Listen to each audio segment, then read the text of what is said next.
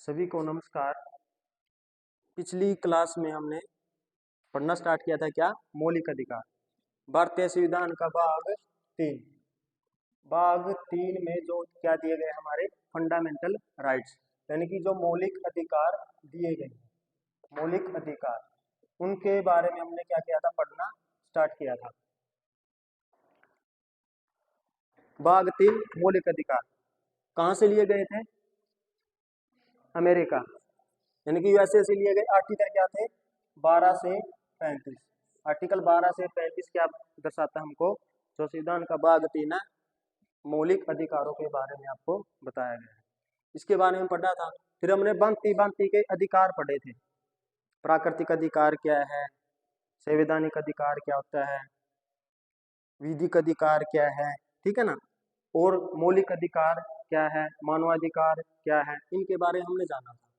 फिर हमने पढ़ा था मौलिक अधिकारों का विकास कैसे हुआ वर्तमान समय में। कहाँ से विकास हुआ? किस देश से विकास हुआ?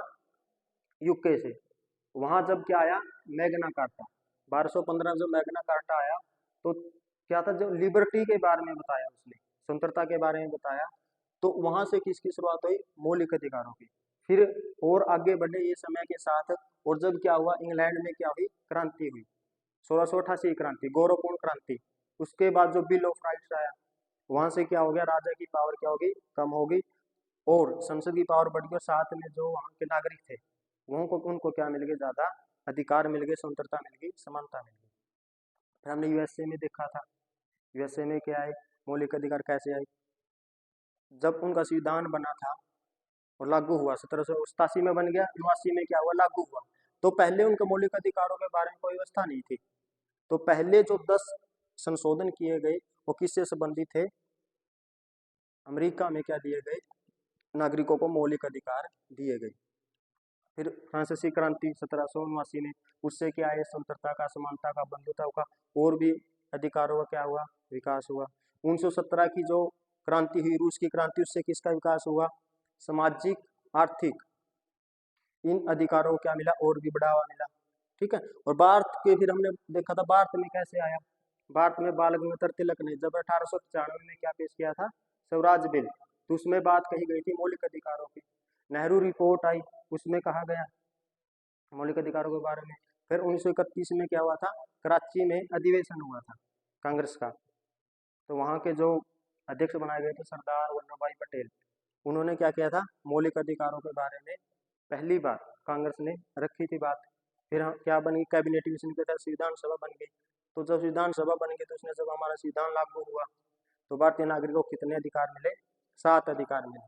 लेकिन बाद में 44वां संविधानिक संशोधन 1978 के द्वारा कौन हटा दिया गया, संपत्ति का जो मौलिक अधिकार उसको क्या कर दिया, कानूनी अधिकार बना दिया। 300A में क्या कर दिया, वो रख दिया गया।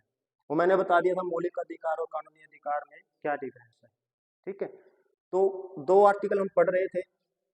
हमने आर्टिकल पढ़ना स्टार्ट किया था 12 क्या बताता है, राज्य की परिभाषा, यानी किसके बारे में बताता है ये, राज्य। राज्य कौन है, राज्य की परिभाषा में बताता था। कौन कौन शामिल है इसमें? संघ की सरकार और संसद। राज्य में कौन आता है, यानी कि जो भी राष्ट्रपति है, प्रधानमंत्री है, ठीक है ना, एमपी है, वो आएंगे। और कौन शामिल है? राज्य की सरकारें, राज्य की सरकार, और राज्य का क्या, विधानमंडल, विधानमंडल ये राज्य में शामिल है। और कौन था? स्थानीय स्थानीय स्वशासन, स्थानीय स्वशासन। और कौन था? ऐसे प्राधिकार, ऐसे प्राधिकार जो भारत सरकार से क्या लेते हैं, वित्तीय सहायता लेते हैं। वही बता रहा हूँ, प्राधिकार यानी कि ऐसी संस्थाएं हो सकती हैं कोई भी जो क्या करती है, भारत सरकार से क्या लेती है, वित्तीय सहायता प्राप्त करती है। और उनको क्या है, कानून बनाने का, नियम बनाने का, आदेश जारी करने का, सूचना जारी करने का क्या हो, शक्ति प्राप्त हो। वो अधिकार भी किसके अंतर्गत है, राज्य। जैसे कि FCI है, जैसे कि UPSC है, जैसे कि ONGC है, oil and natural gas corporation है, जो यानी कि जो ऐसी संस्थाएं जो क्या करती है, भारत सरकार से वित्तीय सहायता प्राप्त करती है। ऐसे प्राधिकार वो भी किसमें शामिल है? राज्य में। एक बात याद रखना, ये शामिल है, इसमें न्यायपालिका शामिल नहीं है। न्यायपालिका शामिल नहीं है। देखो सारी बातें शामिल है, क्या शामिल नहीं है? न्यायपालिका शामिल नहीं है। पूछ लिया जाएगा आपसे, क्वेश्चन क्या आएगा? जो आर्टिकल 12 में राज्य की परिभाषा दी गई है उसमें से कौन शामिल है या कौन शामिल नहीं है? तो इसमें कौन शामिल है? न्यायपालिका शामिल नहीं है, क्योंकि हमारे जो अधिकार दिए गए किसके विरुद्ध दिए गए हैं? राज्य व सरकार के विरुद्ध। राज्य के विरुद्ध। राज्य का एक अमूर्त रूप है, सरकार का एक मूर्त रूप है, यानी कि इनके खिलाफ दिए गए कोई भी संस्था या व्यक्ति आपके मौलिक अधिकारों को नहीं छीन सकता। अगर छीनता तो कहाँ जा सकते हो आप? न्यायपालिका। न्यायपालिका तो क्या करती है? आपको संरक्षण प्रदान करती है। तो राज्य की परिभाषा जो आर्टिकल 12 में लिखी गई उसमें शामिल कौन नहीं है? न्यायपालिका उसमें शामिल नहीं है। ये पढ़ा था हमने। फिर पढ़ना स्टार्ट किया था आर्टिकल 13। आर्टिकल 13 क्या कहता है? कोई भी ऐसी विधि होगी जो मौलिक अधिकारों का क्या करती है? हनन करती है, वह तो यह शून्य हो जाएगी या उसका अल्पीकरण हो जाएगा। उसमें 13 में क्या थी? 3 क्लॉजेस थे। आर्टिकल 13 1 में क्या था? संविधान पूर्व विधियां। संविधान पूर्व विधियां ऐसी विधियां हैं जो हमारे संविधान बनने से पहले बनी हुई थी, जो भी कानून बना हुआ था, और अब हमारा क्या हो गया? संविधान लागू हो गया है। तो वो क्या कर रही है? हमारे मौलिक अधिकारों को हनन कर रही है, तो उनको क्या कर दिया जाएगा? शून्य कर दिया जाएगा। यानी कि एक सिद्धांत पढ़ा था आपने, डॉक्ट्राइन ऑफ इक्लिप्स। ये क्या था? यानी कि उसके ऊपर कौन सा आ जाएंगे? अधिकार। कौन सा सिद्धांत था? ग्रहण का सिद्धांत या आच्छादन का सिद्धांत जिसको हम बोलते हैं। यानी कि सिद्धांत से पूर्व कोई भी विधि थी तो जो मौलिक अधिकारों को क्या कर रही है? हनन कर रही है, तो उसको क्या कर दिया जाएगा? हटा दिया जाएगा, इसको शून्य कर दिया जाएगा। और ये भी जरूरी नहीं है कि पूरे का पूरे को हटाए। क्या जो कानून बना उसमें कई धाराएं हो सकती है, जो धाराएं क्या करिए? मौलिक अधिकारों का हनन करिए, सिर्फ उन्हीं धारा को क्या किया जाएगा? हटाया जाएगा। और ये कैसी विधि थी? विषयलक्षी विधियां। यानी कि विषयलक्षी विधियां का मतलब है 1950 से पहले जितनी विधियां बनी हुई थी उसके अनुसार जो पहले नियम बने हैं, कानून बने हैं, उन फैसलों को नहीं बदला जाएगा। आगे 1950 के बाद जो भी कानून नहीं बदले गए वो किस किस आधार पे मान लेंगे? फिर भी जो संविधान के बोर्डिंग कानून नहीं है उसको क्या कर देंगे? हम हटा देंगे हमारे मौलिक अधिकारों से। ठीक है। आर्टिकल 13(2) में किसके बारे में बताता था? न्यायिक पुनर्वलोकन। एक तरह से हमको यही दिखता है। इसमें क्या था? संविधान पश्चात विधियां। संविधान पश्चात यानी कि देखो कानून बनाने का अधिकार किसको है? भारत में संसद को है। यानी कि संसद कोई भी ऐसी विधि नहीं बना सकती, कोई भी ऐसा कानून नहीं बना सकती जो व्यक्ति के मौलिक अधिकारों क्या करता है? हनन करता है। अगर ऐसा बनाती है तो न्यायपालिका क्या कर सकती है? इसका न्यायिक पुनः अवलोकन कर सकती है। ये पावर हमने कहाँ से ली थी? अमेरिका से। अमेरिका मैंने बताया था कौन सा? मार्बरी बनाम मेडिसन अवार्ड 1803 में। अमेरिका में पहले संविधान में शामिल है, बाद में क्या मिली है? न्यायपालिका को ये पावर मिली है, हमने वहीं से लिया है। ठीक है। फिर हम पढ़ रहे थे आर्टिकल 13(3) का ए पार्ट। इसमें क्या बताया गया है? विधि की परिभाषा। विधि की परिभाषा इसमें मैंने बता दिया था शामिल क्या क्या है। आज का जो हमारा मुख्य मुद्दा रहेगा, हमारा जो आज का जो आर्टिकल समझना यही रहेगा। आर्टिकल 13(3) क्या कहता है? आर्टिकल 368 का क्या संबंध है? जितने भी ये मामले आए महत्वपूर्ण मामले, शंकरी प्रसाद का मामला आया, चाहे बेला बनर्जी का मामला आया, चाहे सज्जन सिंह का मामला आया, चाहे गोलकनाथ का मामला आया, चाहे केशवनाथ भारती मामला आया, सारे यहीं से जुड़े हुए हैं। क्या था इसके बारे में देखते हैं। इसमें विधि यानी कि विधि में कौन कौन शामिल है? इसमें कौन शामिल है? एक्ट शामिल है। एक्ट यानी कि अधिनियम। हमारे क्या बनता है? जब भी कानून बनेगा तो कैसे बनता है? हमारे संसद के 2 सदन है, लोकसभा और राज्यसभा। कोई भी कानून बनाना तो किसी भी सदन में पेश कर दिया, तो लोकसभा में मान के चलो पहले लोकसभा में पेश किया गया, वहां से पास होने के बाद कहाँ जाएगा? राज्यसभा में। राज्यसभा में से भी क्या हो गया? पास हो गया, फिर कहाँ जाएगा? वो राष्ट्रपति के सिग्नेचर हो जाएंगे और वो क्या बन जाएगा? एक्ट या अधिनियम बन जाएगा। इसके बारे में लिखा हुआ है। और क्या लिखा हुआ है? अध्यादेश के बारे में। अध्यादेश क्या होता है? जब भी संसद का अधिवेशन नहीं चल रहा हो तो राष्ट्रपति क्या ला सकता है? अध्यादेश जारी कर सकता है कि कोई भी कानून बनाने की जरूरत है, देश में ऐसी इमरजेंसी आ गई है तो क्या कर सकता है राष्ट्रपति, और राज्यपाल को ये पावर है, राष्ट्रपति 123 के तहत और राज्यपाल 213 के तहत क्या कर सकता है, अध्यादेश ला सकता है। ये भी किसके बारे में है, विधि के बारे में बताया गया है। उसके बाद है इसमें और क्या शामिल है, रूल, कोई भी रूल बन रहा है उसके बारे में, कोई भी नोटिफिकेशन है उसके बारे में, राज्य जो दे रहा है, ठीक है ना, कोई भी रेगुलेशन है, ठीक है, कोई भी ऑर्डर है, तो ये सारी चीजें किसमें शामिल है, विधि में शामिल है। और यहाँ तक इसमें क्या शामिल है, कस्टम, कस्टम भी शामिल है। कस्टम यानी कि कोई भी ऐसी रीति रिवाज जो क्या कर रही है, मौलिक अधिकारों से संबंधित है, मौलिक अधिकारों को बढ़ावा देती है, वो भी किसमें शामिल है, विधि में शामिल है। यानी देखो क्या क्या शामिल है, एक्ट शामिल है, अध्यादेश शामिल है, rule, notification, regulation, order, custom, ये सारी चीजें शामिल है। मुद्दा यहां से उठा जो आज हम पढ़ेंगे, क्या इसमें संवैधानिक संशोधन शामिल है या नहीं। देखो क्या हुआ, क्या इसमें संवैधानिक संशोधन शामिल है या नहीं। लिखा क्या हुआ, विधि में ये शामिल है, यानी शामिल में ये है, तो इसमें क्या ये संवैधानिक संशोधन जो करते हैं हम वो भी विधि के अंतर्गत आता है या नहीं आता है। इसके मामले के ऊपर बहस चली। इसके लिए क्या आया, पहला संवैधानिक संशोधन किया गया, जितने भी मामले आए, जैसे मैंने बताया शंकरेश प्रसाद के मामले से लेकर ये सारे मामले, तो एक एक करके बात को हम समझते हैं कैसे ये मामला उठा। एक मामला आएगा, क्या मौलिक अधिकार ज्यादा महत्वपूर्ण है या राज्य के नीति निर्देशक सिद्धांत महत्वपूर्ण है। ये भी कब पता चलेगा, जब हम बाद पढ़ेंगे कि ये पता चलेगा संवैधानिक संशोधन विधि में शामिल है या नहीं है, इसके बारे में देखेंगे। एक ये देखेंगे उस समय देश में क्या स्थिति चल रही थी, उसके बारे में देखेंगे। एक देखेंगे जो अंतर्राष्ट्रीय स्तर पर क्या बातें हो रही थी, उसके बारे में देखेंगे। यानी कि सारी की सारी बातें किसके माध्यम से देखेंगे आज, यानी कि शंकरी प्रसाद का मामला, बेला बनर्जी का मामला, सज्जन सिंह का मामला, गोलकनाथ का मामला, केशव आनंद भारती मामला। और आर्टिकल होंगे 13, आर्टिकल 368, इनका क्या संबंध है, आर्टिकल 13 और 368 आपस में संबंध है या अलग अलग है, किस वाद में क्या कहा गया, क्या राज्य मौलिक अधिकारों में संशोधन कर सकता है या नहीं कर सकता, उसके बारे में देखेंगे। यानी कि बहुत सारी बातें होंगी आज इसके बारे में। और अगर आपने ये मुद्दा अच्छे से समझ लिया तो आपकी समझ जो होगी संविधान के मामले में क्या बन जाएगी, अच्छी बनेगी। किसी से भी जब भी आप क्या करोगे, तर्क वितर्क करोगे तो आपकी बात में क्या होगा, वजन होगा। कोई भी मुद्दा समझना है तो देखो क्या है, आपने सुना होगा शंकरी प्रसाद मामले में कह दिया भी संसद क्या कर सकती है, मौलिक अधिकारों में संशोधन कर सकती है। सज्जन सिंह में कह दिया कर सकती है। गोलकनाथ में मामला पलट दिया। केशवानंद में कह दिया भी संसद क्या कर सकती है, मौलिक अधिकारों में संशोधन तो कर सकती है लेकिन बेसिक स्ट्रक्चर में बदलाव नहीं कर सकती। ये तो बातें होगी बस एक रटने वाली।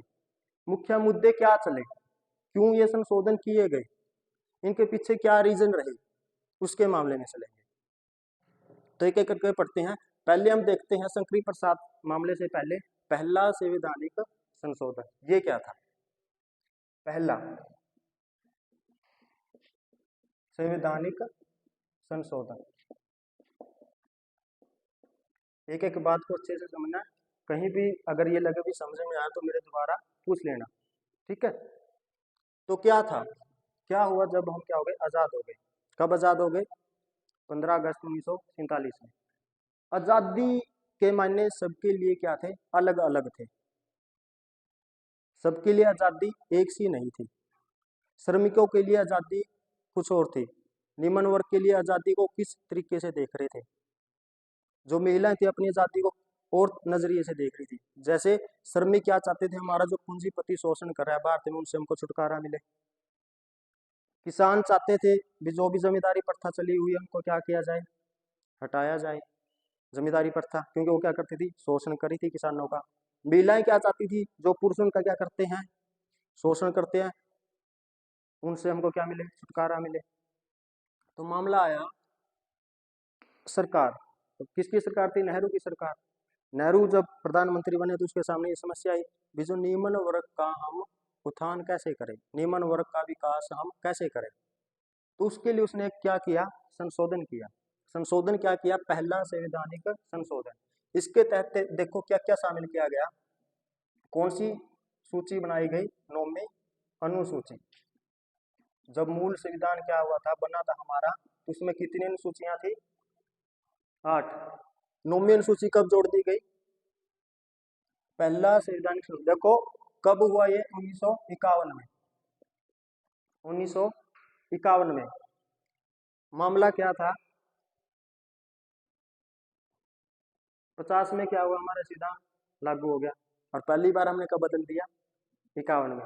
इसके लिए क्या क्या जरूरत हुई, क्यों ये बदला गया, वो समझने की जरूरत है। तो नौवीं अनुसूची जोड़ी गई। नौवीं अनुसूची में क्या देखा गया? ये किससे संबंधित थी? भूमि का अधिग्रहण। भूमि का अधिग्रहण व जमींदारी प्रथा का उन्मूलन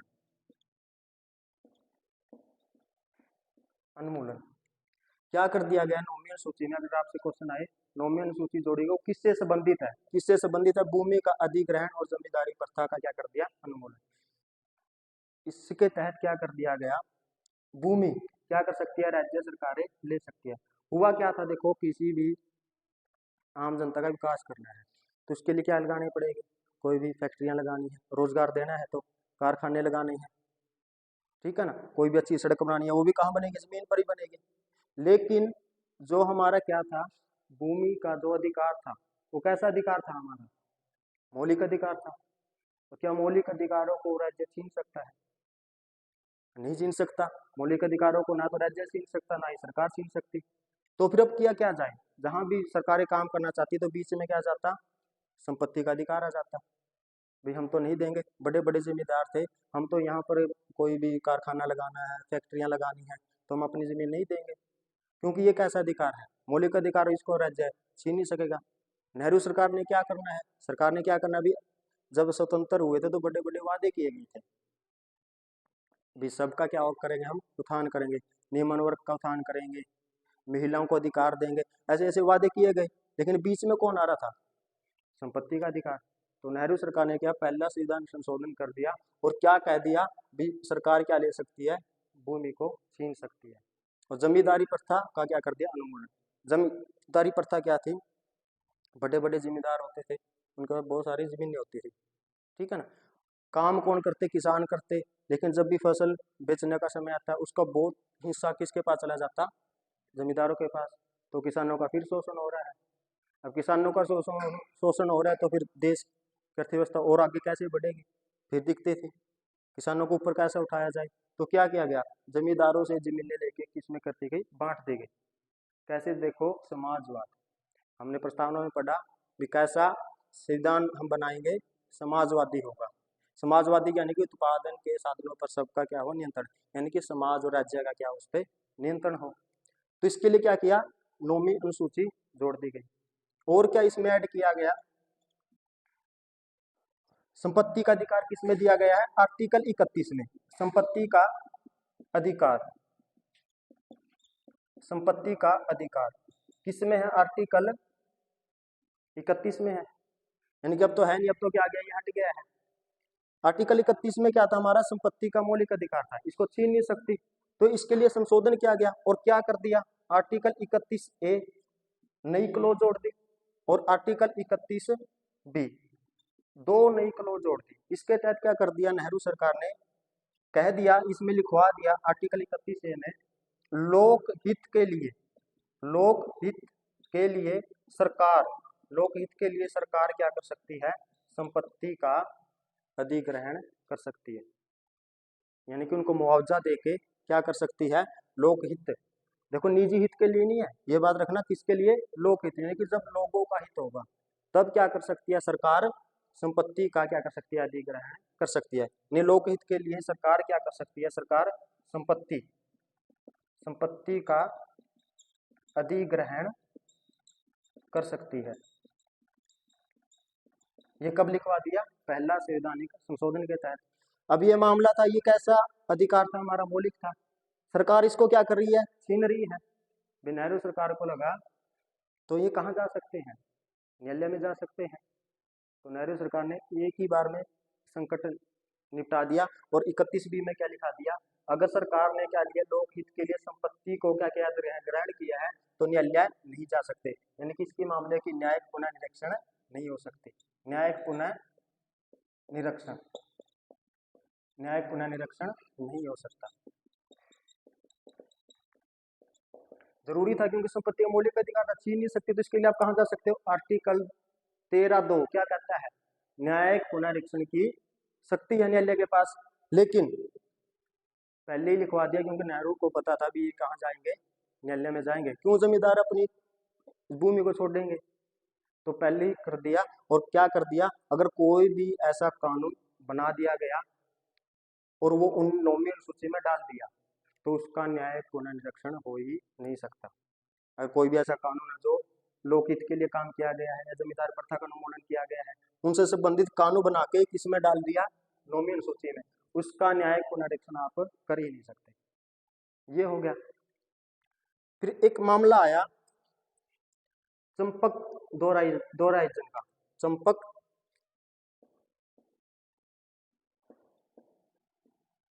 मद्रास में चंपकम दोई राजन, ये क्या एक लेडीज है, इसकी कहानी सुन लो क्या है। मद्रास राज्य यानी कि अब तो क्या है, तमिलनाडु है, 1929 में क्या बन गया, तमिलनाडु, यानी कि आज का तमिलनाडु राज्य है। पहले क्या बोला जाता था, मद्रास।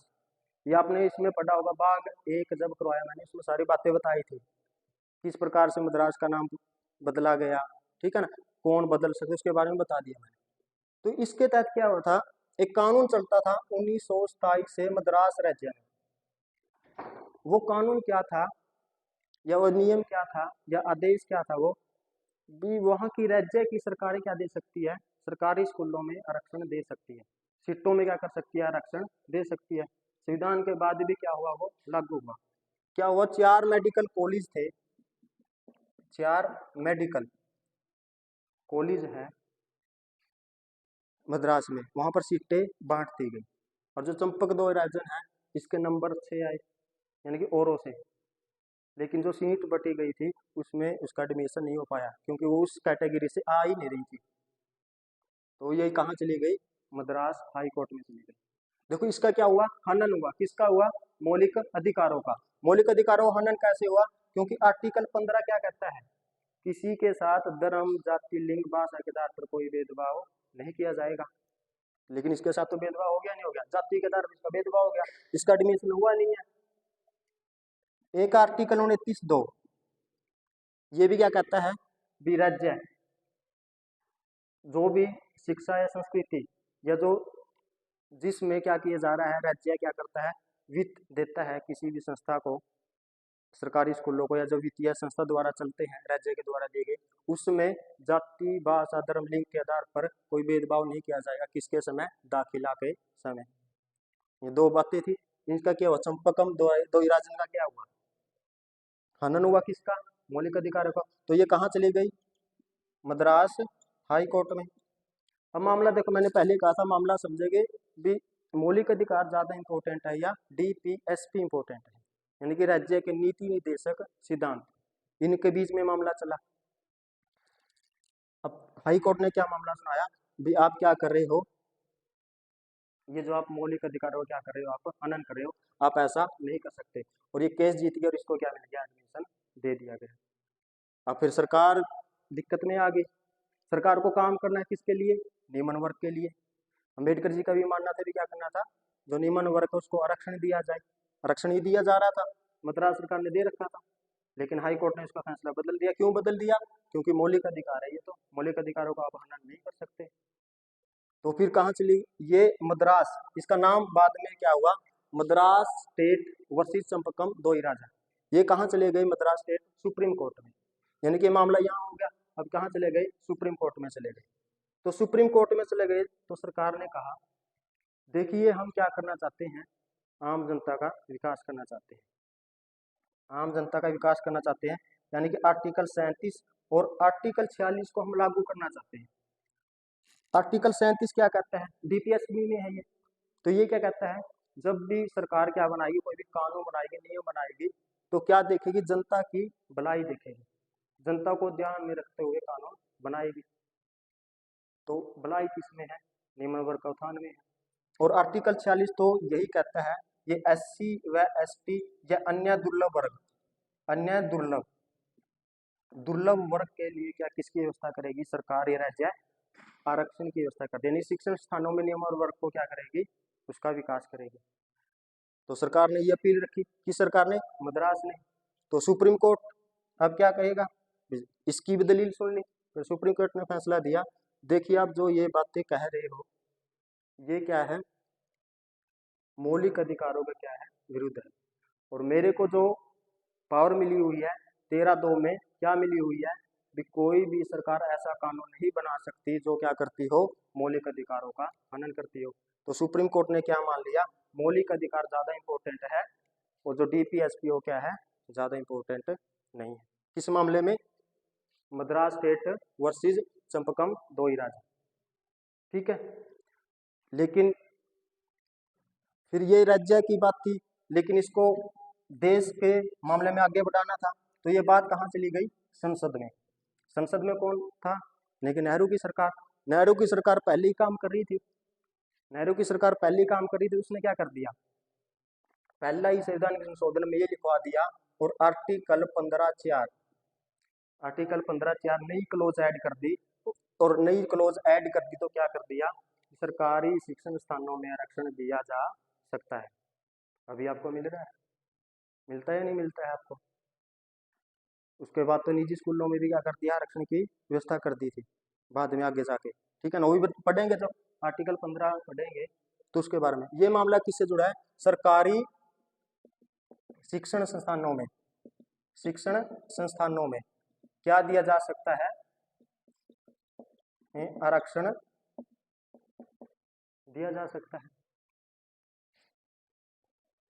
तो क्या हो गया? पहले संविधान संशोधन से क्या क्या ऐड हो गया?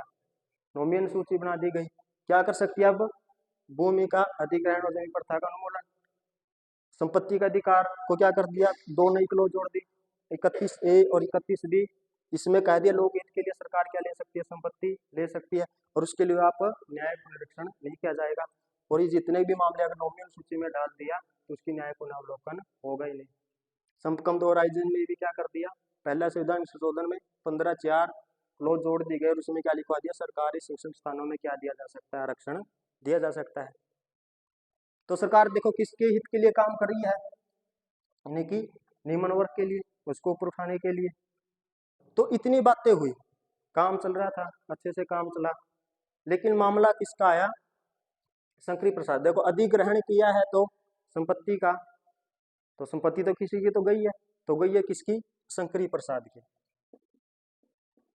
शंकरी प्रसाद, ये मामला चला शंकरी प्रसाद वर्सेस यूनियन गवर्नमेंट। ठीक है ना, यूनियन गवर्नमेंट, यूनियन सरकार ले लो चाहिए इसको।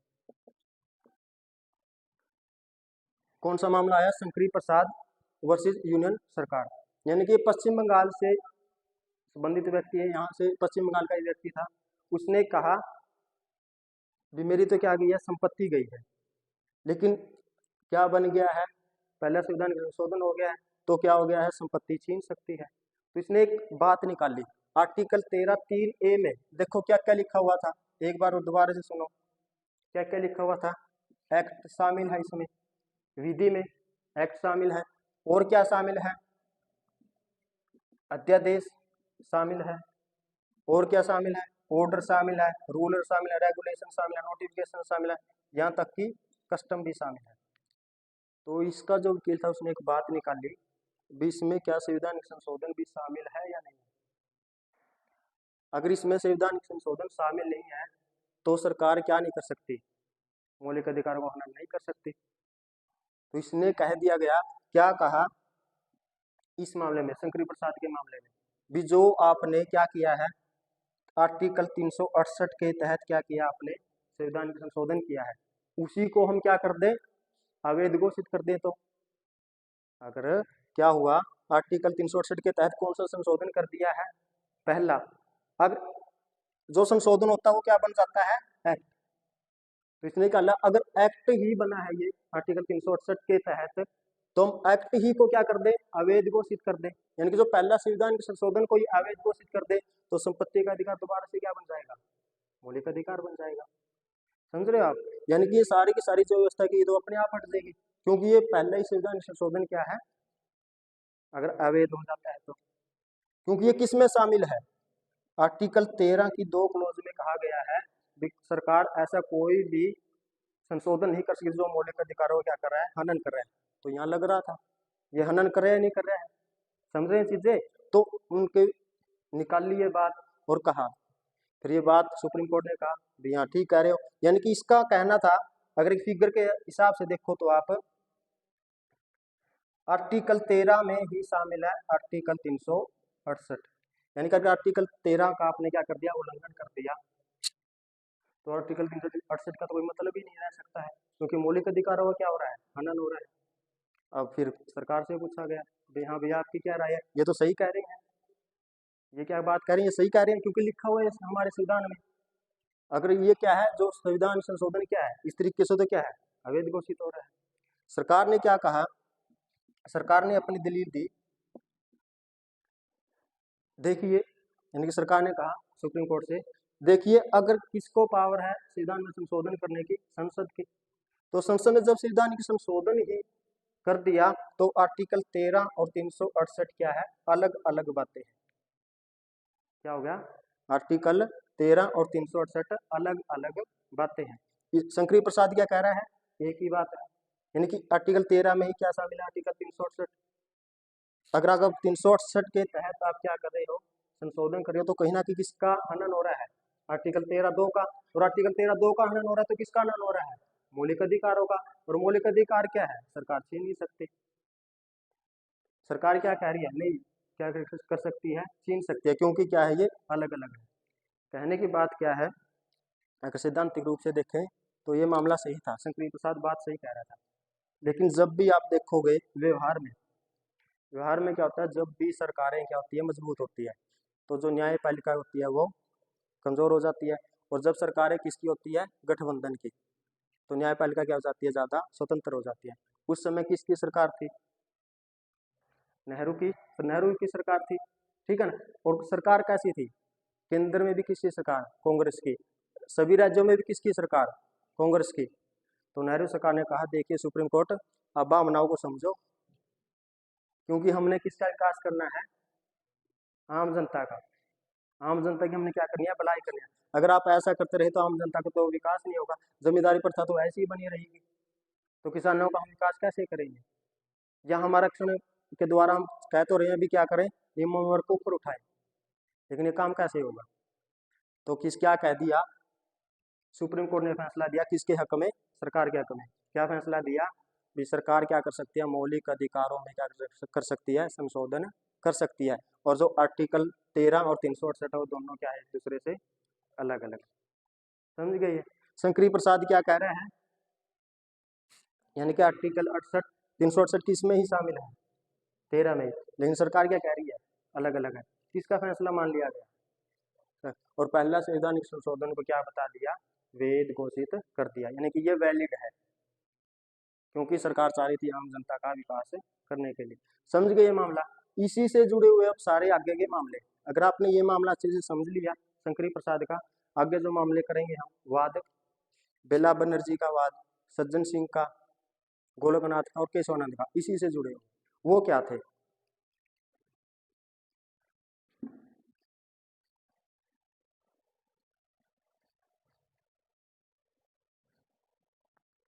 उसके बाद काम चला, अच्छे से चला, क्योंकि सारी बातें किसके पक्ष में आ गई, सरकार के पक्ष में आ गई।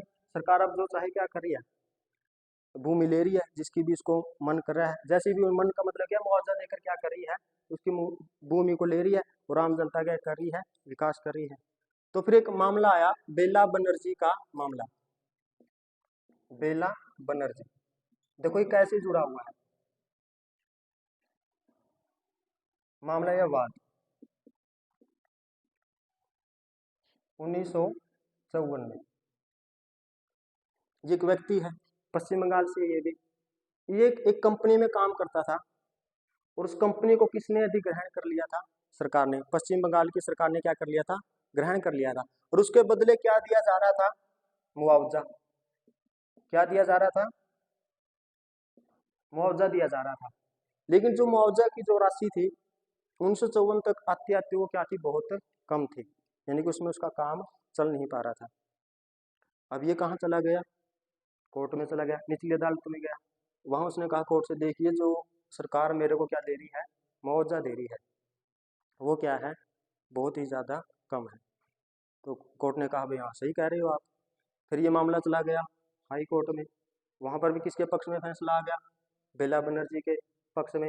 हाँ भी जो सरकार क्या कर रही है, जो मुआवजा की राशि दे रही है, एक्चुअल में वो क्या है, बहुत ज़्यादा कम है।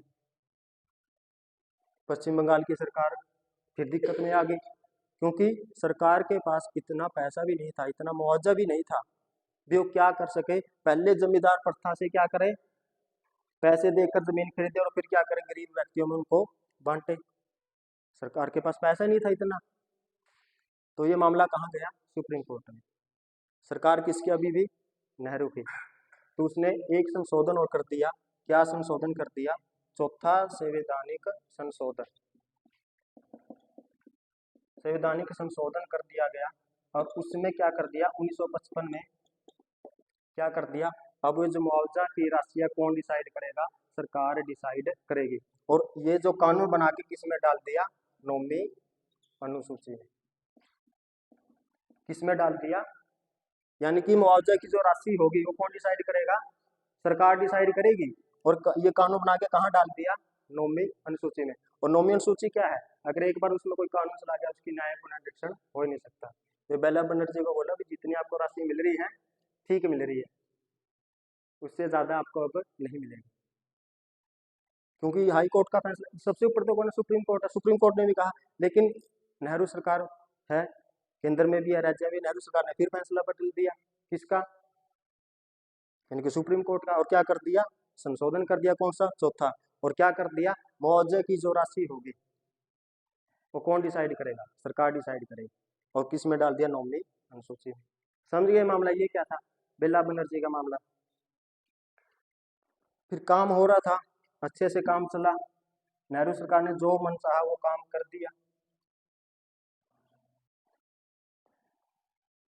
नेहरू 1964 में जब क्या हुई, उसकी मृत्यु हुई, और भी वो क्या करना चाहता था, काम करना चाहता था। किसके लिए, आम जन के लिए। क्योंकि देखो अगर लोकप्रियता बढ़ानी है, अगर एक देश में अच्छी छवि बनानी है, तो किसका उत्थान करना पड़ेगा, या किस में आपको फेमस होना पड़ेगा, आम जन में। तो नेहरू भी यही चाहता था, मेरे की जो छवि है वो सुधरे, और कहाँ पर आए, आम जन में मेरे को ज़्यादा लोकप्रियता मिले। तो उसने एक संशोधन कर दिया, 17वां संवैधानिक संशोधन, 17वां संशोधन। यानी कि मृत्यु से कुछ समय पहले, 64 में क्या हो गई थी, नेहरू जी की डेथ हो गई थी। तो उससे पहले क्या कर दिया, एक संशोधन कर दिया। और संशोधन में क्या था, राजस्थान, पंजाब और कई राज्यों में संपत्ति से संबंधित ऐसे कानून बना दिए भी जिसको वहां की राज्य सरकारें क्या कर सकती है, उस संपत्ति का अधिग्रहण कर सकती है। समझ गए आप, यानी कि राजस्थान में, पंजाब में और कई राज्यों में, लगभग 13 राज्यों में। और 17वें संविधान के संशोधन से किसमें आगे, वो उनकी संपत्ति का अधिग्रहण कौन कर सकती है, अब राज्य की सरकारें कर सकती है, यानी वहां पर काम आसानी से कर सकती है। पहले ये पंजाब सरकार और राजस्थान सरकार को वहां पर काम नहीं कर सकती थी, क्योंकि जमींदार अपनी भूमि छोड़ना नहीं चाहते थे।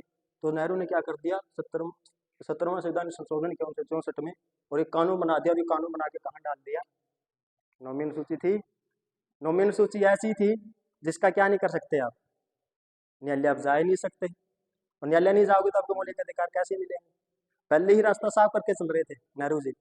देखो जो सरकार बनती है और वहाँ के जो बड़े बड़े अधिकारी होते हैं उनको सब पता होता है, वे वैसे वहां तक थोड़ी ही पहुंचे हैं, उनको सब पता होता है कि किस मामले में हमको फंसाया जा सकता है, किस मामले में हमको नहीं फंसाया जा सकता। तो पहले उन्होंने ये प्रबंध कर रखे थे। तो फिर राजस्थान में था, राजस्थान में क्या हुआ, सज्जन सिंह का मामला। क्या आता है, सज्जन सिंह का, सज्जन सिंह का वाद हुआ 1965 में। किस संशोधन के खिलाफ है, एक तो क्वेश्चन ये आ जाता है, जो सज्जन सिंह का मामला आया, ये वाद है, किस संविधान के संशोधन के विरुद्ध आया था, कौन से के, 17वां। क्योंकि वहां ये महाराणा, यानी कि वहां का एक महाराजा होता था किसी रियासत का, उदयपुर की रियासत का ये था महाराजा। तो महाराजा तो इसकी जमीन ज्यादा अच्छी थी। कानून क्या बन गया है, सरकार क्या कर सकती है, संपत्ति को छीन सकती है, छीन लिया गया, इनके अधिग्रहण कर लिया गया, तो इसकी संपत्ति आ गई। तो ये कहाँ आया, सुप्रीम कोर्ट में। तो सुप्रीम कोर्ट ने कहा भाई ठीक आ तो गया तुम, लेकिन ऐसे ही चला जा, क्योंकि पहला संवैधानिक संशोधन हो चुका है। यानी कि सरकार क्या कर सकती है, संपत्ति का क्या कर सकती है, अधिग्रहण कर सकती है। यानी कि इस फैसले में भी क्या कह दिया गया, सरकार को अधिकार है क्या करने का, संविधान में संशोधन करने का, या मौलिक अधिकारों में क्या करने का, संशोधन करने का। समझ गए ये मामला भी। फिर क्या हुआ, 1967 में एक मामला आया, गोलकनाथ मामला। कौन सा मामला आया, गोलकनाथ मामला।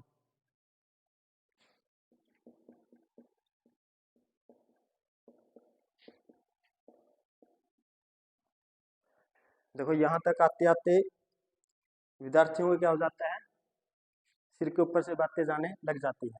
ठीक है, तो एक बार मैं रिवाइज कर देता हूं क्या था मामला। पहला संविधान संशोधन किया गया। संशोधन क्यों किया गया, ताकि आम जन का क्या किया जाए, विकास किया जाए। आम जन का विकास किया जाए तो बीच में कौन आ रहा था, संपत्ति का अधिकार। तो नेहरू सरकार ने क्या कर दिया, पहला संविधान संशोधन के द्वारा नौवीं अनुसूची जोड़ दी और क्या कर दिया, भूमि का अधिग्रहण कर सकती है और जमींदारी प्रथा का अनुमोदन कर सकती है कौन, गवर्नमेंट। किसके लिए, तो आर्टिकल 31A और आर्टिकल 31B जोड़ दिया गया। ये क्यों जोड़ दिया गया, पहले 31A में जोड़ दिया भी लोकहित के लिए क्या कर सकती है, सरकार संपत्ति ले सकती है, और बी में साथ में ही जुड़ा दिया भी इसके लिए आप कहाँ नहीं जा सकते, न्यायालय में आप नहीं जा सकते। फिर शंकरी प्रसाद आया। शंकरी प्रसाद मामले में क्या कहा सरकार ने, या सुप्रीम कोर्ट ने क्या फैसला दिया, भी सरकार को अधिकार है क्या करने का, मौलिक अधिकारों में संशोधन करने का। बेला बनर्जी आया। फिर बेला बनर्जी में कौन सा संशोधन कर दिया गया, चौथा संविधान संशोधन कर दिया गया। उसमें क्या कह दिया, मुआवजे की राशि कौन डिसाइड करेगा, सरकार डिसाइड करेगा, और वो भी कहाँ डाल दिया, नौवीं अनुसूची में। फिर 17वां संविधान संशोधन कर दिया गया। उसमें क्या कह दिया गया, जो भी राजस्थान है, पंजाब और भी अन्य राज्य में क्या करना है, संपत्ति का अधिग्रहण करना है तो सरकार कर सकती है, उसको भी कहाँ डाल दिया, नौवीं अनुसूची में। फिर कौन आया, सज्जन सिंह मामला आया। उसमें क्या कहा, सुप्रीम कोर्ट ने भी संसद को अधिकार है क्या करने का, मौलिक अधिकारों में संशोधन करने का। एक मामला आया गोलकनाथ मामला 1967 में। इससे पहले जितने भी मामले थे क्या कर दिए गए, सुप्रीम कोर्ट ने फैसले को अपना बदल दिया। देखो यहाँ से क्या हुआ, मैंने पहले ही कहा है, देखो टाइम देखो कैसा है। नेहरू जी की क्या हो चुकी है, मृत्यु। तो क्या हुआ था 1964 में, क्या हुआ, नेहरू जी की मृत्यु हुई। बल्कि 1962 में ये घटना ऐसी घटित हो गई थी, जब क्या हुआ, चाइना के साथ हमारा क्या हो गया, युद्ध। चाइना के साथ जब युद्ध हुआ तो नेहरू जी को विश्वास नहीं हुआ, क्योंकि चाइना और हमारे क्या थे, अच्छे रिलेशन थे। क्या थे, हिंदी चीनी भाई भाई कहा जाता था। लेकिन चाइना ने भारत के साथ क्या किया, विश्वासघात किया और भारत के ऊपर आक्रमण कर दिया, और भारत क्या हुआ, पूरी तरह से हार गया। ये माना जाता है जो मौत का कारण बना नेहरू जी का, कहीं ना कहीं कौन सा था, ये घटना भी थी। 64 में कौन चले गए, नेहरू जी चले गए। उनका व्यक्तित्व देखा आपने, बहुत अच्छा व्यक्तित्व था, उसकी बात को कोई टाल ही नहीं सकता था, नेहरू जी के व्यक्तित्व को आप देखे तो। फिर मामला आया, प्रधानमंत्री किसको बनाए, मोरारजी देसाई बनना चाहते थे। नेहरू के बाद क्या बनना चाहते थे, मोरारजी देसाई। लेकिन जो कामराज थे, के कामराज, उस समय कांग्रेस के अध्यक्ष हुआ करते थे, तो उसने कहा अगर मोरारजी देसाई को क्या कर दिया, प्रधानमंत्री बना दिया गया, तो ये क्या करेगा, अपनी चलाएगा। क्योंकि मोरारजी देसाई का क्या था, स्वतंत्रता आंदोलन में बहुत ज्यादा योगदान रहा है, उसका व्यक्तित्व भी क्या था, बहुत अच्छा था।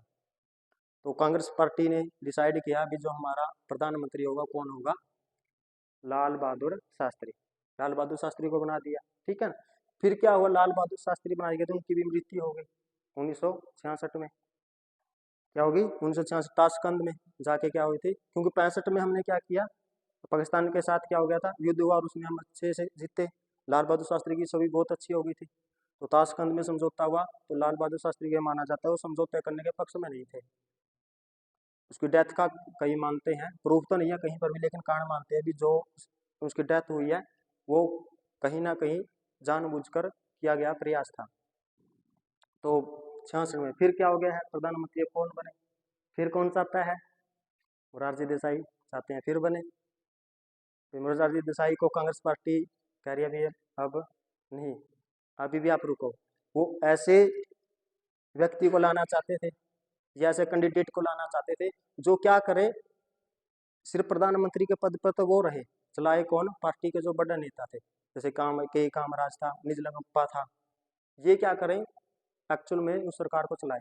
तो किसको लेकर आए, इंदिरा गांधी।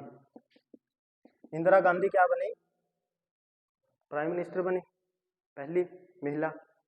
तो इस समय जब ये आई तो इसकी छवि इतनी आम जन में क्या नहीं थी, लोकप्रियता नहीं थी। इसको क्या बोला जाता था, गूंगी गुड़िया, यानी कि ये तो क्या है, कांग्रेस पार्टी जो कहेगी उसके अनुसार चलने वाली है, लेकिन इसने जो बाद में रंग दिखाए या जो बाद में उसने पावर का यूज किया, तब पता चला कि गूंगी गुड़िया तो ये नहीं थे। तो उसमें देखो क्या हुआ, 67 में जब चुनाव हुए तो एक तो क्या हो गया, स्थिति देखो कैसे बन रही है, ये मामला कैसे पलटा गया है।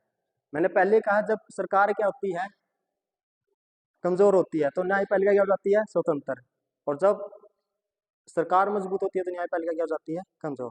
तो इसमें देखो कैसे घटनाएं घटित हो रही है। लाल बहादुर शास्त्री का भी अच्छा व्यक्तित्व था, जवाहरलाल नेहरू का भी व्यक्तित्व बहुत अच्छा था, लेकिन दोनों की क्या हो चुकी है, डेथ। इंदिरा गांधी आई, उसके अभी तक लोकप्रियता है नहीं है, सारे यही समझ रहे ये तो कांग्रेस पार्टी जैसा कही वैसा करेगी। और पहली बार क्या हुआ था, 1967 में 8 राज्यों में गैर कांग्रेसी सरकार बन गई थी, यानी कि और तो पहले तो क्या था, केंद्र में भी किसकी सरकार थी, कांग्रेस की, राज्यों में भी किसकी सरकार थी, कांग्रेस की, एक राज्य को छोड़ के केरल को, बाकी में किसकी बन गई 67 में, गैर कांग्रेसी सरकार बन गई। तो गोलकनाथ मामला क्या आया, उसमें क्या कहा गया, भी जो सरकार है क्या नहीं कर सकती, संविधान में संशोधन नहीं कर सकती, यानी कि जो पहले के मामले थे उनको क्या कर दिया, पलट दिया गया। और क्या कह दिया गया, जो आर्टिकल 368 है वो किसका भाग है, आर्टिकल 13 का, क्या कह दिया गया, आर्टिकल किसका भाग है, 368 किसका भाग है, 13, यानी कि 13 में ही आता है। अगर आप क्या कर रहे हो, आर्टिकल 368 का संशोधन कर रहे हो, ऐसा संशोधन कर दिया है जो मौलिक अधिकारों का हनन करता है, तो वैसा नहीं हो सकता। तो सारे मामले पलट दिए गए। अब मामला ये था, ये तो कब हुआ है, 67 में, और जो शंकरी प्रसाद का मामला आया 1952 में। अब क्यों सारे निर्णय पलटे, अब जो जमीन ली गई थी क्या उनको वापिस दे, देखो जमीन ले ली गई, क्या अब उनको वापिस देंगे, जमींदारों से जो छीन ली गई थी, तो ऐसा तो नहीं होगा। तो इसमें एक बात कह दी गई, ये जो बात है, यानी कि संसद क्या नहीं कर सकती, इस मामले के तहत क्या कर दिया गया, संसद मौलिक अधिकारों में संशोधन नहीं कर सकती। संसद मौलिक अधिकारों में संशोधन नहीं कर सकती, किस मामले में कह दिया, गोलकनाथ के मामले में। ये फैसला लेकिन लागू कब से होगा, 1967 के बाद से, यानी कि 20 सिद्धांत को अपनाया गया। अगर पहले के मामले तो पलटा दे तो बहुत सारी चीजें बदल जाती है। अब तक तो बहुत ज्यादा विकास हो चुका था, नेहरू सरकार ने बहुत ज्यादा विकास कर दिया, बहुतों की संपत्ति ले ली थी। तो इसमें कौन जीत गया, गोलकनाथ। यानी गोलकनाथ कौन था, ये पंजाब के दो भाई थे, पंजाब में जलंधर है, वहां के रहने वाले थे दो भाई, हेनरी और विलियम, हेनरी और विलियम, ये दो भाई थे। ये कहाँ चले गए, क्योंकि 17वें संवैधानिक संशोधन से क्या हो गया था, इनकी भी संपत्ति को क्या कर लिया जाता था, राज्य सरकार के द्वारा अधिग्रहण कर लिया गया था। तो हेनरी और विलियम कहाँ चले गए, सुप्रीम कोर्ट चले गए, और वहां इनके पक्ष में क्या आ गया, फैसला आ गया।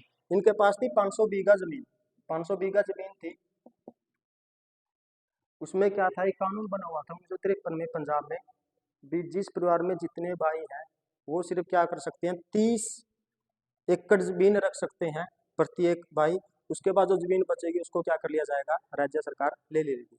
लेकिन वो लागू नहीं हो रहा था। वो लागू कब हुआ जाके, जब क्या किया गया, 17वां संशोधन, क्योंकि इसके तहत क्या कर दिया गया, नौमी अनुसूची में डाल दिया गया कानून बना के, तो इसकी संपत्ति छीन लेगी। तो किसके विरोध आया, गोलकनाथ मामला में, कौन सा संशोधन, क्वेश्चन यही आते हैं, जो गोलकनाथ का मामला आया और किस संवैधानिक संशोधन के विरुद्ध आया था, 17वां संवैधानिक संशोधन के। तो यहाँ पर क्या हो गई है, सरकार कमजोर हो गई है। तो इंदिरा गांधी अब क्या करने लगी है, धीरे धीरे वो चाहती है मेरी भी क्या बने, लोकप्रियता बने। जैसे इसके पिताजी की क्या थी लोकप्रियता, मेरी भी वैसी ही बने।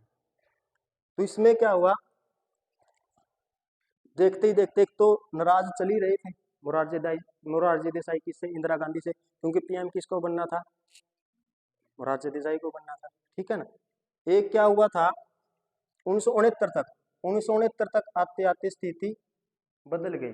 कैसे बदली स्थिति, इसमें कांग्रेस में फूट पड़ गई और कांग्रेस के क्या हो गए, दो विभाजन हो गए, कांग्रेस यानी कि दो भागों में टूट गई। एक बन गई आर और एक बन गई ओ, इंडियन नेशनल कांग्रेस। इंडियन नेशनल कांग्रेस एक आर और इंडियन नेशनल कांग्रेस ये क्या बन गई ओ। ये बनी क्यों, कैसे क्या बन हुआ, 69 में देखो। और क्या था, पहले हमारे राष्ट्रपति कौन थे, पहले राष्ट्रपति डॉक्टर राजेंद्र प्रसाद। कब तक रहे वो, 62 तक रहे। फिर उसके बाद कौन बन गए, श्री राधा कृष्ण, 5 साल उन्होंने पूरे किए। फिर कौन राष्ट्रपति बन गए, जाकिर हुसैन। लेकिन जो जाकिर हुसैन बने थे उसकी डेथ हो गई कब, 1969 में। उस समय उपराष्ट्रपति हमारे कौन थे, यानी कि राष्ट्रपति कौन थे, जाकिर हुसैन। 67 में बन गए थे लेकिन डेथ हो गई है। उपराष्ट्रपति कौन था, वीवी गिरी। वीवी गिरी क्या थे, उपराष्ट्रपति। हमारे संविधान में क्या लिखा हुआ है, अभी जब राष्ट्रपति का पद खाली है तो क्या कौन बन जाएगा, उपराष्ट्रपति राष्ट्रपति बन जाएगा। तो चुनाव होना था तो क्या हुआ, कांग्रेस ने अपना जो कैंडिडेट खड़ा किया, नीलम संजीव रेड्डी।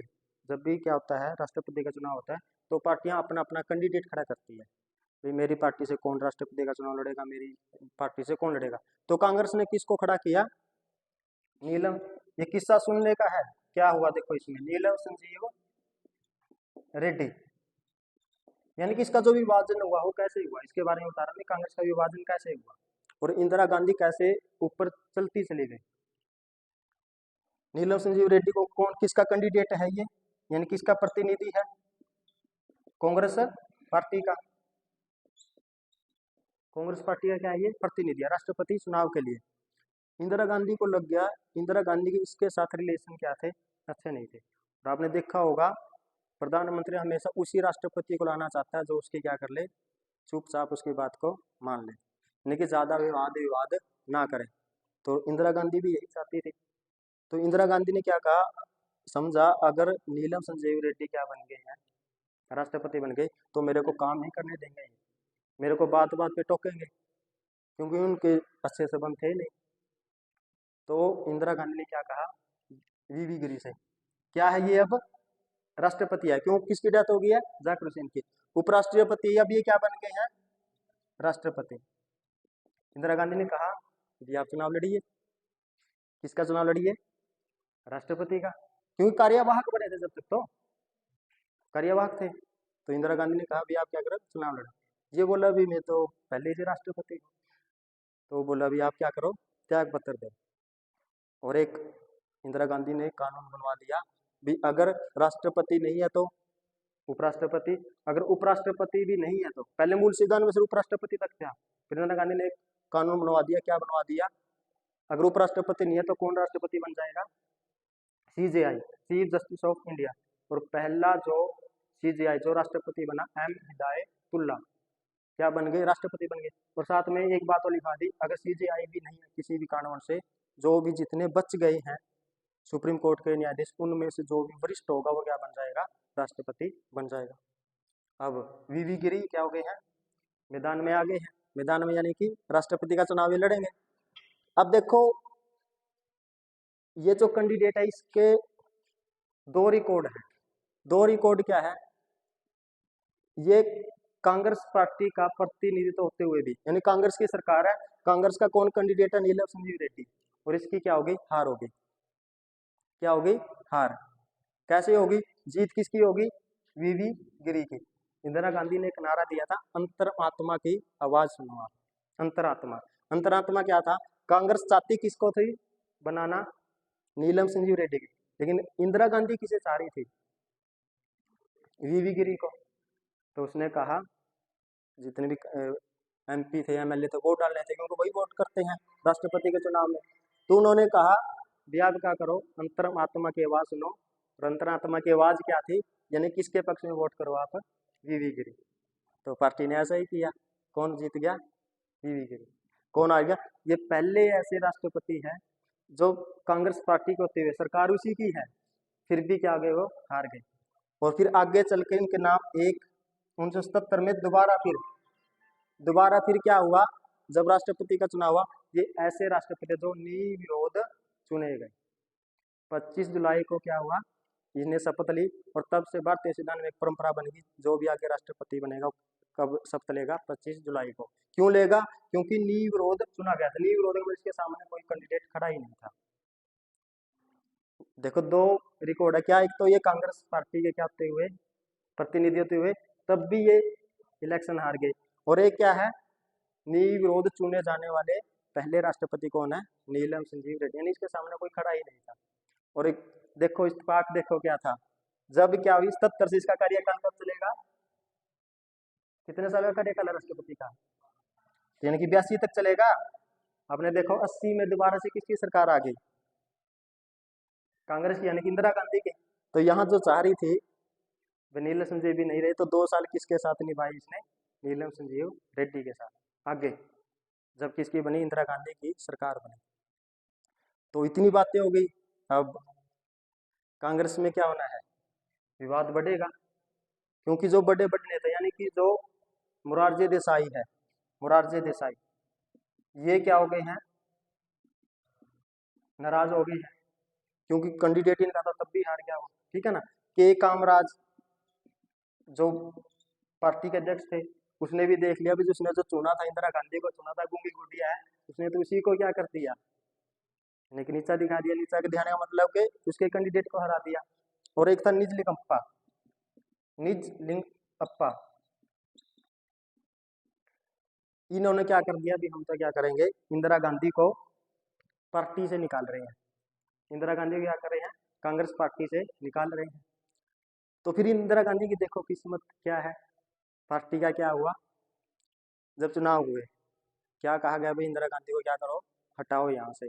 तो फिर पार्टी के जो नेता थे उन्होंने किसके पक्ष में वोट दिया, इंदिरा गांधी के पक्ष में वोट दिया, यानी कि इंदिरा गांधी ही क्या बनी रही, प्रधानमंत्री बनी रही। यानी कहने का मतलब ये था भी चाहते थे भी इंदिरा गांधी पीएम ना बने, अब ये चाह रहे थे, क्योंकि उन्होंने इसको हरा दिया था। अब ये चाह रहे थे भी इंदिरा गांधी पीएम ना बने, लेकिन किस्मत अच्छी थी, फिर भी जब चुनाव हुआ कांग्रेस पार्टी में, तो कौन जीत गया, इंदिरा गांधी जीत गई। तो उन्होंने नेत्र में ये बात हुई, ठीक है। तो अब क्या हो गया फिर, वो बोले भाई अब तो बहुत हो गया, हम इंदिरा गांधी के साथ नहीं रहेंगे, हम तो क्या करेंगे, अपनी अलग से पार्टी बनाएंगे। और पार्टी क्या कर ली, आर इंदिरा गांधी वाली बन गई, और ओ INR किसकी, या NC इंडियन नेशनल कांग्रेस, ओ ये किसकी बन गई, जो नेता थे पहले से इसके कांग्रेस के, ये बाद में जाके IB बन गई है ये, यानी कि इंदिरा गांधी के नाम से फेमस हुई बाद में जाके, ठीक है ना। इसको बोला जाता था सिंडिकेट, इसको बोला जाता था इंडिकेट। अब तो एक ही बच रही है, इंदिरा गांधी वाली, यही चल रही है, ये तो हो गई थी खत्म, आगे देखने वाली है। तो इससे देखो अब क्या हुआ,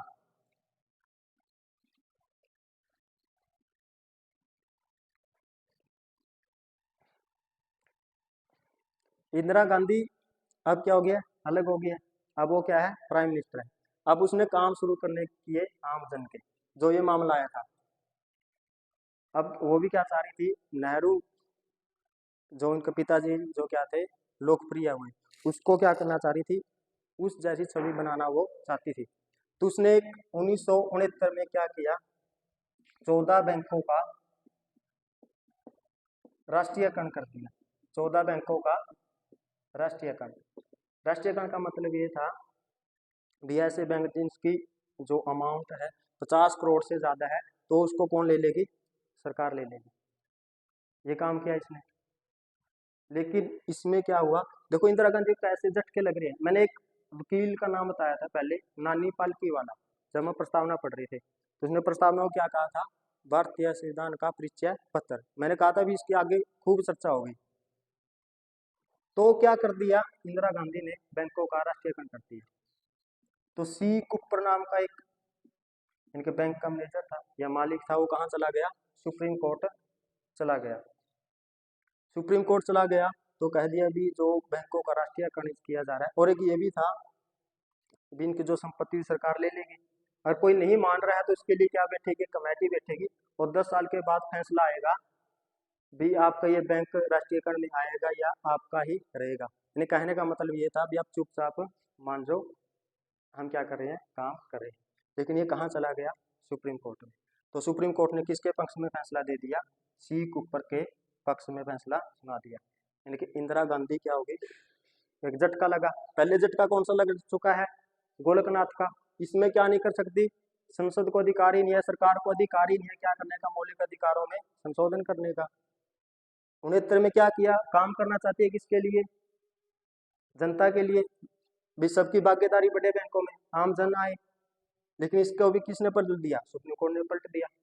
फिर 1970 में इंदिरा गांधी ने फिर काम करना चाहा प्रीवी पर्स को लेकर। ये आपने सुना होगा प्रीवी पर्स। प्रीवी पर्स क्या थे, देशी रियासतें जब हुआ करती थी, देशी रियासतों को क्या था, जब भारत में वो शामिल हुई तो कुछ कंडीशन लेके शामिल हुई। कंडीशन क्या थी, जब भी वो क्या होगी, शामिल होगी किसमें, भारत में शामिल होगी, तो उनको कुछ पैसे दिए जाएंगे, किसके द्वारा, सरकार के द्वारा। बहुत सारा पैसा क्या था सरकार का, कहाँ चला जा रहा था, प्रीवी पर्स, यानी कि राजाओं को दिया जा रहा था बहुत ज्यादा पैसा। इंदिरा गांधी ने क्या कहा, 3 आर्टिकल है 291 प्रीवी पर्स से संबंधित, आर्टिकल 362 और आर्टिकल 366 की 22 क्लोज। इसमें लिखा हुआ है भी जो पैसा दिया जाएगा उसके ऊपर टैक्स नहीं लगेगा, यानी कि टैक्स फ्री होगा ये। और कहाँ से दिया जाएगा ये, भारत की संचित निधि से, क्योंकि भारत की संचित निधि में भारित व्यय होगा। भारित व्यय का मतलब है जब इनको पैसा दिया जाए उसको वोटिंग नहीं हो सकती। आर्टिकल 362 में लिखा हुआ था, किससे संबंधित है ये, प्रीवी पर्स से।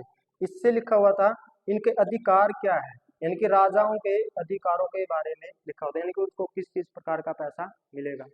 और इसमें लिखा हुआ था जो पैसा दिया जाएगा या जो प्रीवी पर्स दिया जाएगा किसे दिया जाएगा, किसे दिया जाएगा,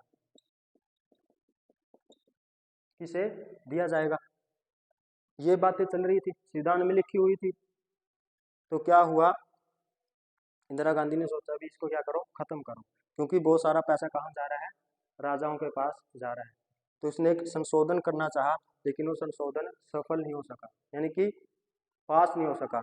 लोकसभा से तो क्या कर लिया इंदिरा गांधी ने, क्या करवा लिया, पास करवा लिया, और राज्यसभा से केवल एक वोट से क्या आ गया, रह गया, एक वोट से क्या हो गया, रह गया, यानी कि पास नहीं हो सका। कहाँ, राज्यसभा। एक ये ऐसा पहला बिल है जो राज्यसभा में पास नहीं हुआ, कौन सा, प्रीवी पर्स से संबंधित।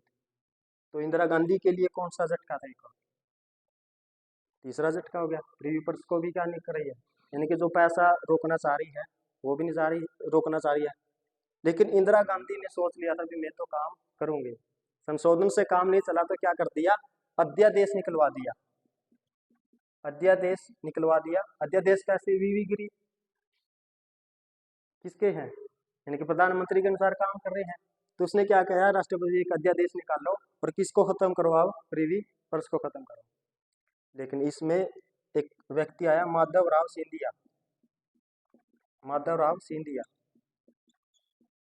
वो कहाँ चला गया, सुप्रीम कोर्ट, सुप्रीम कोर्ट चला गया। सुप्रीम कोर्ट ने फिर कहा भाई अब जो ये इंदिरा गांधी काम कर रही है वो सारे यानी कि संविधान के अनुसार नहीं है, संविधान से बाहर जाकर काम करें, क्योंकि ये संविधान में लिखी हुई बातें हैं, तो संविधान के अनुसार आपने काम करना पड़ेगा। कि कौन सा चौथा झटका लग गया इंदिरा गांधी को, जो इन सब में जो वकील बन के आया, यानी कि जो सरकार के विरुद्ध चला, इंदिरा गांधी के छक्के छुड़ा दिए, वो कौन था, नानी पालकी वाला। यानी कि सारे के सारे केस कौन जीत रहा है, नानी पालकी वाला। और यहाँ पर मजबूत कौन है, सुप्रीम कोर्ट। अब इंदिरा गांधी को लग गया पता भी ऐसे काम चलने वाला है नहीं है, क्योंकि देखो उसके जो बड़े बड़े नेता थे कांग्रेस के, वो खिलाफ खड़े हैं किसके? इंदिरा गांधी के। बैंकों का राष्ट्रीयकरण करना चाह रही हो तो कौन आ जाता है बीच में? सुप्रीम कोर्ट आ गया। प्रीवी पर्स खत्म करना चाहिए तो फिर सुप्रीम कोर्ट आ गया। तो उसने क्या कहा, इंदिरा गांधी ने आम जनता से अपील की, भी देखो मैं तो क्या कर रही हूँ, आपके हक के लिए काम कर रही हूँ, लेकिन बीच में कौन आ जाता है? कभी गोलकनाथ आ जाता है, कभी सुप्रीम कोर्ट आ जाता है, कभी ये जो कांग्रेस के बड़े नेता है वो बीच में आ जाते हैं, तो मैं काम कैसे करूँ? तो 67 में इलेक्शन हुए थे, कभी होने थे इलेक्शन? 5 साल का टाइम पीरियड है, तो 72 में होने थे। तो इंदिरा गांधी ने कहा भी 1 साल पहले करो। 1971 में क्या हुए? इलेक्शन हुए। 1971 में क्या हुए? इलेक्शन हुए। 1971 में जब इलेक्शन हुए तो नारा दिया इंदिरा गांधी ने, बहुत फेमस नारा है, गरीबी हटाओ। गरीबी हटाओ का मतलब क्या है? भी जितने भी मैं काम कर रही हूँ आम जन के लिए, मैं तभी कर पाऊंगी जब क्या होगा, मेरा लोकसभा में अच्छा बहुमत होगा। तो आम जन ने उससे अपील की भी आप मेरे को क्या दो, वोट दो। और आम जन ने उसकी आवाज को अच्छे से सुना और उसको सीटें मिली 352 लोकसभा में, यानी कि पूर्ण बहुमत मिल गया कांग्रेस पार्टी को। आम जन ने खूब वोट दिए और कांग्रेस की पार्टी जीत गई, यानी कि इंदिरा गांधी वाली। और जो INC बनी थी, ओ जो बनी थी, उसको सिर्फ कितनी सीटें मिली? 16 सीटें मिली। उसको सिर्फ कितनी? 16 सीटें। इंदिरा गांधी क्या होगी? 352 सीटें जीत कर आई लोकसभा में। अब क्या होगा? सरकार क्या है? अब थोड़ा मामला सुनो, अब क्या बन गई है? इंदिरा गांधी पावरफुल बन गई है क्योंकि उसके पास क्या आ गया है? बहुमत आ गया। लेकिन एक मामला चल रहा था 1971 में अंतरराष्ट्रीय स्तर पर देखें तो बांग्लादेश वाला। क्या था मामला?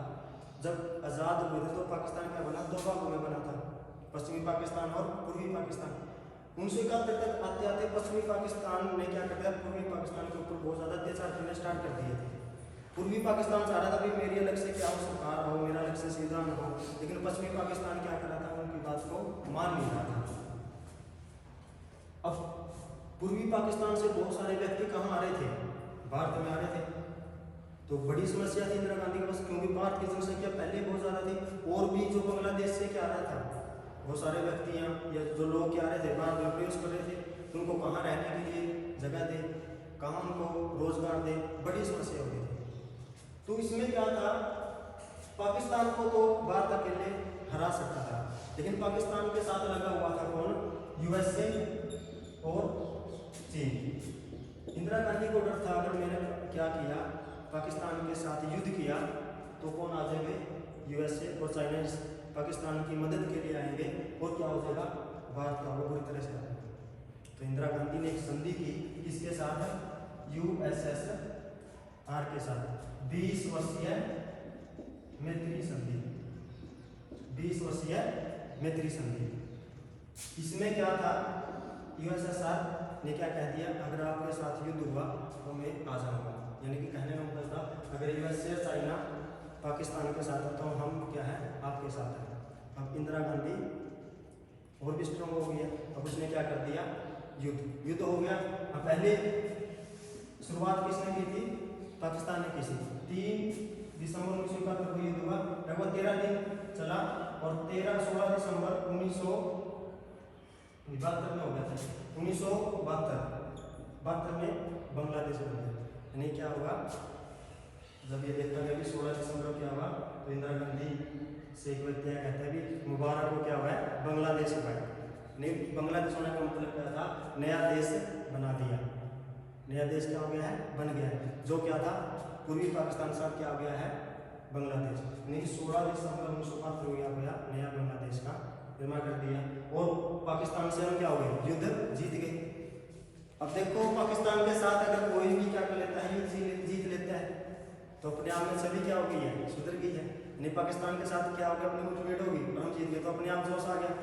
यानी कि जनता में जो छवि थी इंदिरा गांधी की और भी क्या होगी? बहुत अच्छी लोकप्रियता बन गई, यानी कि और भी क्या होगी? वो लोकप्रिय होगी। अब क्या हुआ? ये मामला निपटा दिया है अंतरराष्ट्रीय लेवल का। अब इंदिरा गांधी ने देखा भी एक करके राष्ट्रीय मामलों को निपटाना, तो उसने संशोधन किए। क्या संशोधन किए? 24, 25, 26। पहले ये देखो ये क्या था, पहले में इस पे कौन सा निपटा दिया मामला, गोलकनाथ का मामले को निपटा दिया। ये किससे संबंधित था, गोलकनाथ। गोलकनाथ में क्या कहा था, भी जो सरकार है वो मौलिक अधिकारों में संशोधन नहीं कर सकती, और जो आर्टिकल 368 किसका भाग है, 13 का ही भाग है। तो इंदिरा गांधी ने क्या कर दिया, आर्टिकल 368 में दो क्लॉज होती थी मूल संविधान में, एक तो ये थी विश्वविधान में संशोधन करने की शक्ति किसके पास है, संसद के पास है, और दूसरे में लिखी हुई थी प्रक्रिया। इंदिरा गांधी ने एक बात और लिखवा दी, क्या बात लिखवा दी, जो आर्टिकल 368 है वो 13 से क्या है, अलग है, 13 से क्या है, अलग है। और आर्टिकल 13(4) में लिखवा दिया भी क्या है, ये जो अलग है किससे अलग है, 368 से अलग है। यानी कि दोनों क्या है, अलग अलग है, बिल्कुल जुदा जुदा है। यानी कि जो गोरखनाथ का मामला तो क्या हो गया, पलट गया, और क्या अधिकार आ गया, अब सरकार क्या कर सकती है, मौलिक अधिकारों में क्या कर सकती है, संशोधन कर सकती है। फिर एक मामला कौन सा चल रहा था, बैंकों का राष्ट्रीयकरण। 25 में संशोधन से क्या किया गया, बैंकों का क्या कर दिया, राष्ट्रीयकरण। बैंकों का क्या कर दिया गया, राष्ट्रीयकरण। और क्या लिखवा दिया, आर्टिकल 31C लिखवा दिया गया। इसमें क्या ऐड करवा दिया, जब भी मामला आएगा मौलिक अधिकारों का और डीपीएसपी का, तो कौन ज्यादा इंपॉर्टेंट होंगे, डीपीएसपी। यानी कि मौलिक अधिकारों को हम कुछ हद तक क्या कर सकते हैं, स्थगित कर सकते हैं, इनको छीना जा सकता है। ये कहाँ लिखवा दिया, आर्टिकल 31। और जो पहले लिखा हुआ था मुआवजा, मुआवजा लिखा हुआ था, उसकी जगह क्या लिखा दी, अमाउंट। और अमाउंट ये डिसाइड कौन करेगा, सरकार, भी किसको क्या देंगे। ये मामला भी हो गया। अब एक मामला कौन सा था, प्रीवी पर्स का। देखो जो चुनाव में वादे किए थे वो पूरे हो रहे हैं, लेकिन माना जाता है दो जगह किए हुए वादे कभी पूरे नहीं होते, चुनाव में और मोहब्बत में किए हुए वादे पूरे नहीं होते, लेकिन इंदिरा गांधी कर रही है। तो कैसे कर रही है, प्रीवी पर्स में देखो जो आर्टिकल थे 291 और 362, इसको क्या कर दिया, संविधान से ही हटा दिया, संविधान से ही क्या कर दिया, हटा दिया। 291 में क्या था, राजा को जो क्या दे रहा था, पैसा दिया जा रहा था, टैक्स फ्री होगा, संचनिधि से होगा, अब कुछ नहीं मिलेगा आपको। 62 में क्या था, राजाओं को क्या अधिकार थे, वो भी हटा दिए। और आर्टिकल 366 की जो क्लोज 22 थी, उसमें क्या कर दिया, जो परिभाषा थी वो क्या करवा दी, चेंज कर दी। परिभाषा चेंज कैसे कर दी, जो अब राजाओं को प्रीवी पर्स किस किस को दिया जाएगा, किस किस को नहीं दिया जाएगा, और डिसाइड कौन करेगी, सरकार। कहने का मतलब किसी को नहीं दिया जाएगा, कहने का मतलब क्या था, किसी को नहीं दिया जाएगा। आपने देखा भी होगा जितने बड़े बड़े ये महल होते थे या हेरिटेज होते थे, आज किस में बदल गया, वो होटल में बदल गए हैं, क्यों, उनको पैसा नहीं मिल रहा, उनको सारा पैसा कहाँ चला जाता था, उनके पास चला जा रहा था। तो फिर इंदिरा गांधी यहाँ लग रहा था भी बहुत ज़्यादा क्या हो रही है, ताकतवर हो रही है। थोड़ा ही रह गया है, देख रहा हूँ मैं आपके चेहरे को, समझ में तो आ रहा होगा। तो सुप्रीम कोर्ट को भी ऐसे ताक में बैठा था कि कोई भी ऐसा मामला आए और जिससे मैं क्या करूँ, इंदिरा गांधी को घेरूं, क्योंकि सुप्रीम कोर्ट क्या है, कुछ नहीं कर पा रहा है यहाँ पर, सारे के सारे काम कौन कर रही है, इंदिरा गांधी कर रही है।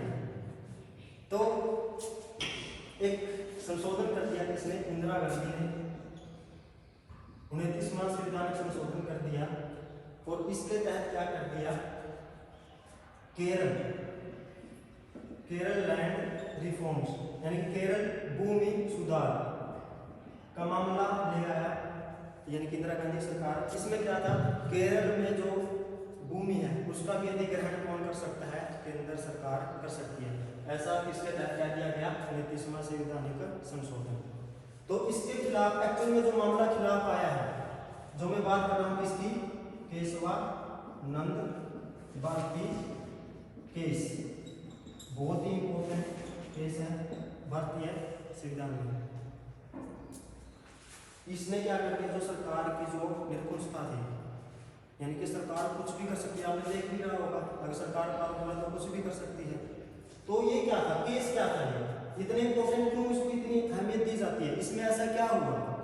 तो इसमें क्या हुआ, जो सुधार करने के लिए क्या कहते हैं कि जो अधिकार मिल गया था भूमि का अधिग्रहण का, तो उसमें केशवानंद क्या थे, एक धार्मिक गुरु थे, इन्होंने एक मठ बना रखा था।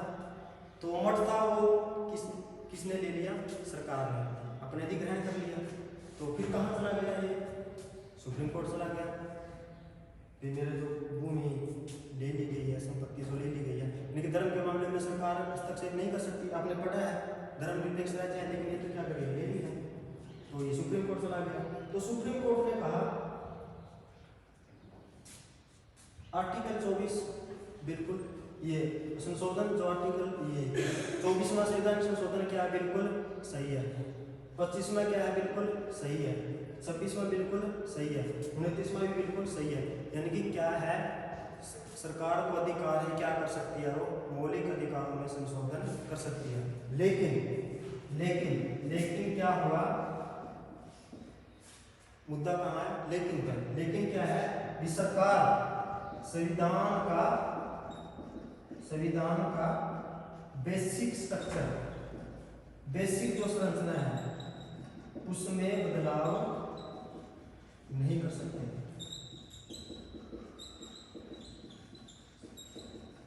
क्या हो गया, ये जो संशोधन करो, किसको अधिकार है, सरकार को अधिकार है, ये आप संशोधन करो, लेकिन क्या नहीं बदलना चाहिए, संविधान का बेसिक स्ट्रक्चर नहीं बदलना चाहिए। यानी कि ये ना हो भी आप क्या कर दो, बेसिक स्ट्रक्चर में समाजवाद की जगह कुछ और ही ऐड कर दो, या जितने भी न्याय दिए गए हैं उन सबको हटाकर और कोई न्याय ऐड कर दो, यानी कि बेसिक स्ट्रक्चर बना रहे। तो सरकार ने पूछा भी बेसिक स्ट्रक्चर क्या है, तो सुप्रीम कोर्ट ने कहा भी मैं समय समय पर बताता रहूँगा।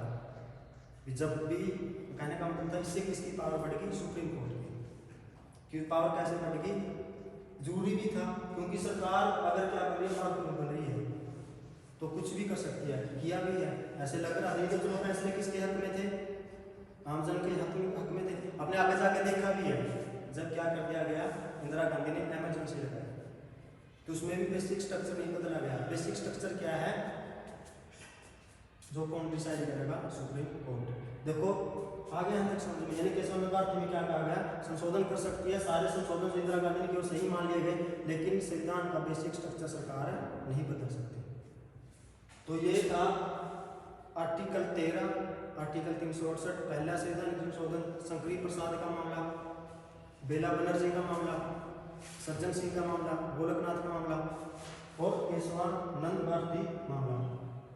इसमें क्या हुआ, देखो सारी बातें बताई, किस किस प्रकार से देश में छूट थी इन चीज़ों की, कैसे कैसे हुआ 1951 से लेकर 1973 तक। अगर आपने इस चीज़ को अच्छे से समझ लिया है तो आपकी समझ अच्छी बनेगी संविधान के बारे में, संविधान को आप अच्छे से समझ पाओगे, आपका जीवन क्या होगा, बेहतर होगा। जब भी आप किसी से वाद विवाद करोगे इनसे संबंधित, तो आपकी बात में क्या होगा, वजन होगा। समझ लिया होगा जिसने, उसके लिए अच्छी बात है, अगर नहीं समझा है तो फिर भी क्या दिक्कत है, देश तो चल ही रहा है। आपको ये थोड़ी है कि आप अगर अच्छे से नहीं समझा है तो देश नहीं चलेगा, ये संसद गिर जाएगी, ये सरकार गिर जाएगी, ऐसा कुछ नहीं। आपका ही रहता है, घर जाके पढ़ लेना, अच्छे से देख लेना, कोई भी दिक्कत है तो मेरे से पूछ लेना। कल से हम करेंगे आर्टिकल 14। देखो पढ़ाने के लिए पढ़ा देता है, क्या दिक्कत, एक बात बतानी थी, शंकरी प्रसाद ने क्या कह दिया, संसद संविधान में संशोधन कर सकती है। सज्जन सिंह में क्या कह दिया, संशोधन कर सकते हैं। गोलकनाथ में क्या कर दिया, अपने निर्णय को पलट दिया, इस संसद संशोधन नहीं कर सकती। केशवानंद में क्या कह दिया, संशोधन कर सकते हैं, बेसिक स्ट्रक्चर उसमें नहीं बदलाना चाहिए। लेकिन ये पढ़ाई कैसे है, रट्टा वाला। जब तक आप एक पृष्ठभूमि को अच्छे से नहीं समझोगे तब तक चीज़ें समझ में आने वाली है नहीं। जब आप एक चीज़ को अच्छे से समझ लोगे तो क्या होगी, चीज़ें आपके सामने से समझ में आएगी और याद भी रहेगी। तो ये था मुख्य हुआ, ठीक है। तो बाकी करेंगे कल करना।